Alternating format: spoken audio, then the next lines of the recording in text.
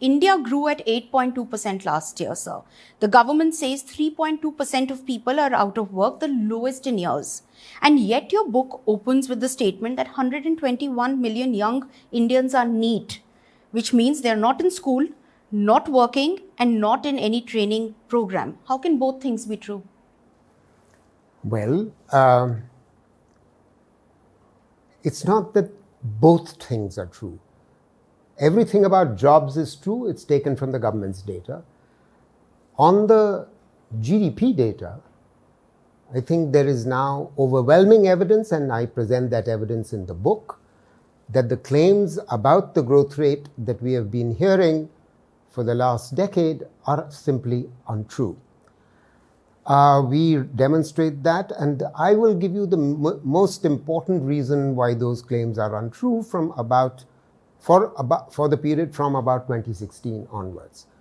Please try and appreciate that, and let me just connect the slow growth rate with the jobs. Obviously, if the growth rate is slower, then the job growth is going to be slower. No one is saying that jobs are not growing. They are growing.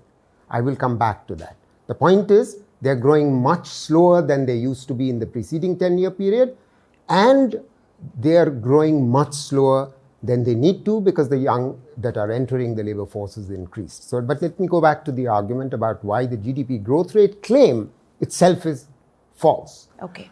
So the most important reason that we argue in the book, and others like me have done the same, including Professor Arun Kumar of JNU, including the former Chief Economic Advisor, Dr.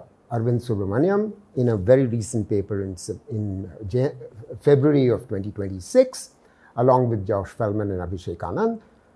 They argue essentially for many reasons, but the foundational reason is the following. Post 2016, when the economy was induced a shock, a policy-induced shock, on November the 8th, the demonetisation, which had never happened in the history of the world, where a country and a government decides at 4 hours' notice to delegalize 86% of its currency. Please understand that in a highly informalized economy, a subject we will come back to, when you delegalize 86% of the available currency, it throws agriculture, which is mostly in the unorganized sector and depends on cash, and the entire MSME sector and the unorganized sector into a tizzy. And that's exactly what happened, and that began the downward spiral. The downward spiral was unfortunately furthered by another policy-induced shock. What was that? 6 months later, the government decided that at very short notice, without adequate planning, a poorly designed GST was introduced. We needed the GST. We'd been making an argument for it for 10 years, as had the previous government. The current government had actually opposed it then. The fact of the matter is that the way they suddenly introduced it, it had 5 tax rates. There was no need for that. No country in the world which introduces GST has 5.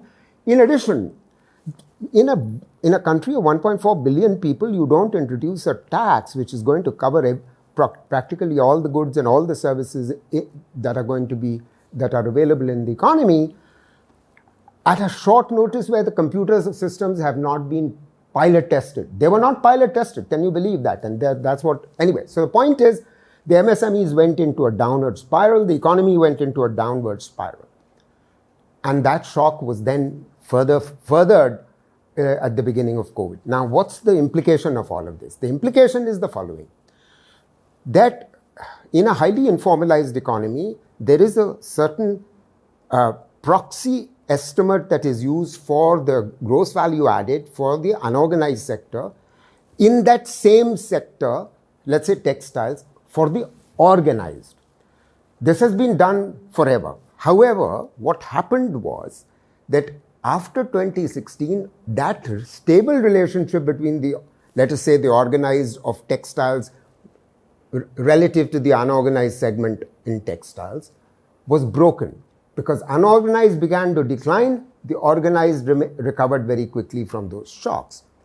As a result of that, the relationship, because the proxies that were still being used were simply wrong. And this is not something that the economists that I have mentioned have noted. The IMF has noted it, which is the reason why IMF gave very recently a downgrade from on the respect of the methodology that the government uses to estimate GDP from B grade to C grade. There are only 4 grades. So please understand that we who are arguing that the growth rates are nowhere close to what is being claimed are on very rock solid ground. And the government needs to wake up and smell the coffee. If it doesn't smell the coffee, then it wouldn't even begin to understand why the jobs are not growing.